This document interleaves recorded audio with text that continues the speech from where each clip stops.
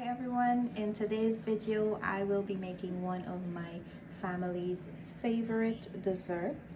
Now here's what you will need to put this recipe together. Let's get started. Now here's what you will need to put this recipe together. Here I have a can of fruit cocktail. I'm using some condensed milk. I have here some evaporated milk. I'm going to use some corn syrup. We are also going to use some cornstarch. And the star of the show is coconut gel. It's basically coconut jelly that they cut into cubes and they soak it in this jar in some syrup. It's not that sweet, so you don't have to be afraid. That's why we'll need the corn syrup and the condensed milk. So let me just crack this open, and I just want to show you how it looks on the inside. Now this is what it looks like. These are the coconut jelly. It's nice and soft and chewy, guys. Delicious. So guys, a few years ago this recipe was shared with me by one of my cousins, and the family really enjoy this dessert. So I like to make it when the holiday season is coming up, or if I have friends coming over and I need a dessert for after dinner. This is what I would prepare. You're gonna just grab yourself a bowl and you're gonna just strain the water out. So I just strain the water and discard of it. I don't like to use the water, and I'm sure that the water is there just to preserve the coconut and keep it nice and moist. So I don't think they meant for us to use the water either. So now that we have our coconut jelly here, I'm gonna pour this in a bowl and we'll place this on the side. We're not ready for that as yet. And I'm also gonna strain out my fruit cocktail here. Now what I would have liked is some more red to this, which I forgot to mention. I would put in a few red cherry. So I'm gonna go grab that from the fridge and I'll be right back.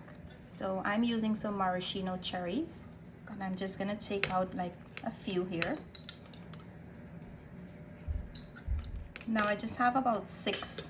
Actually, I have 6 cherry here. I'm gonna take the stem off. Now I'm gonna keep the cherry in the strainer and I'm just gonna empty out the fruits here.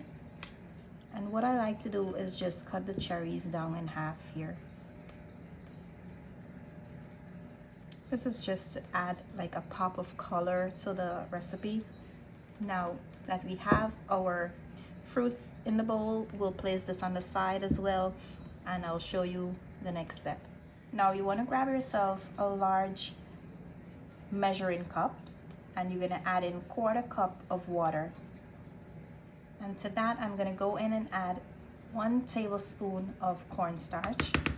Now this is the first time I'm using this cornstarch, so I'm not sure how good it is or what result it will give me. So if I need to add some more cornstarch to my mixture whenever I'm ready, I will let you know. I will leave the changes down below in the description box, so you make sure you check that out before you prepare for this recipe.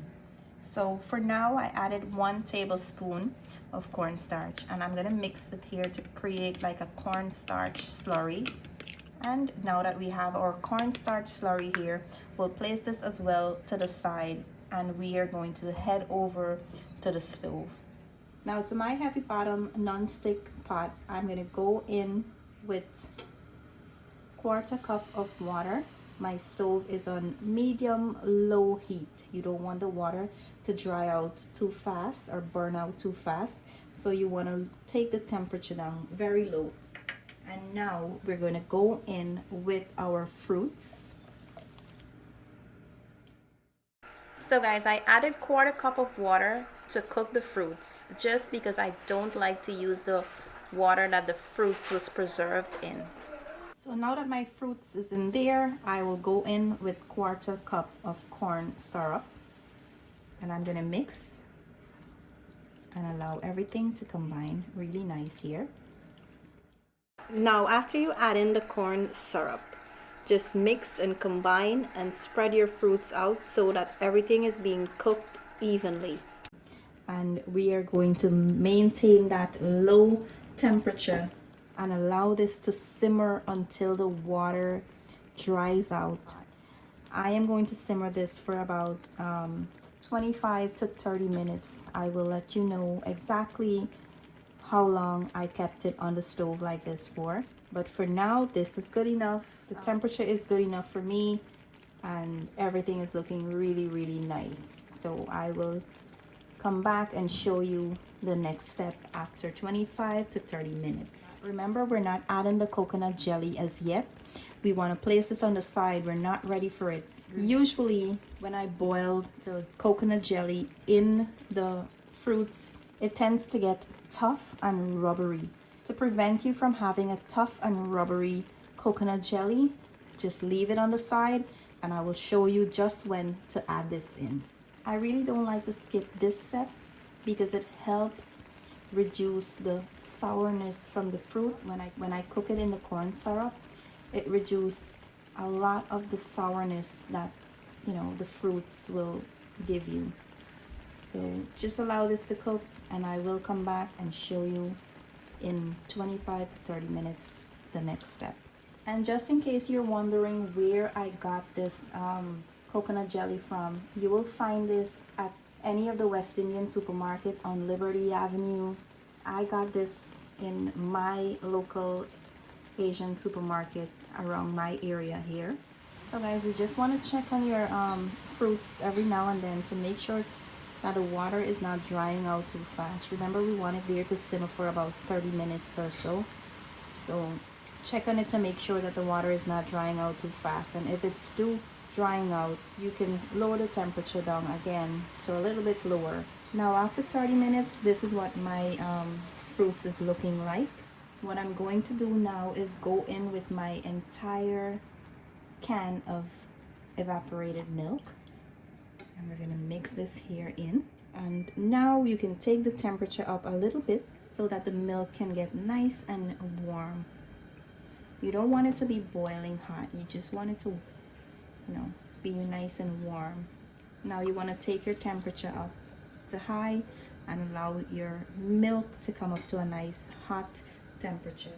And after you add in your milk, you want to mix to make sure your cornstarch is not settling on the bottom here. And we're going to add in our cornstarch and we'll mix. We want the liquid to become nice and thickened, not too thick but just right enough in the middle. And you want to keep on stirring until you feel the liquid getting nice and thickened.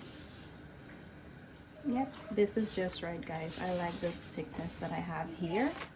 And now I'm going to go in with my condensed milk. I added half can of condensed milk. You want to make sure you add condensed milk to the sweetness that you like. And I'm going to mix this in here. And as soon as you add in your condensed milk, you want to turn your stove off. Just turn it off and mix this in here.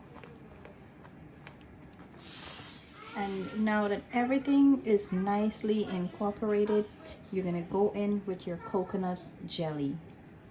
Just make sure you take out any excess water. I'm going to go in with my jelly here and just mix this in. Now this is best served when it's cold. So I am just going to allow this to sit until it's cooled down, and then I'll place it in the fridge overnight, and you can serve this the next day. You can make this from the day before and serve it the next day. If you feel to have some right away, just allow it to come down to room temperature and it's good enough to serve. And we're all done here, guys. Now I'm gonna put this in my serving container and I will show you guys the end result and the way I like to serve it up. So guys, just remember, when this cools down, it will get even thicker. So try not to go too heavy on the cornstarch, thinking that you want it to be more thick. When it cools down, it will get to the thickness that you like. So guys, here is the final result of our fruit cocktail dessert. And here's a look at how I like to serve it up. Now I hope you enjoy this recipe and give it a try. I promise you and your family and your friends will enjoy this recipe. If you do give it a try, leave me a comment, let me know how it came out for you and how you like it.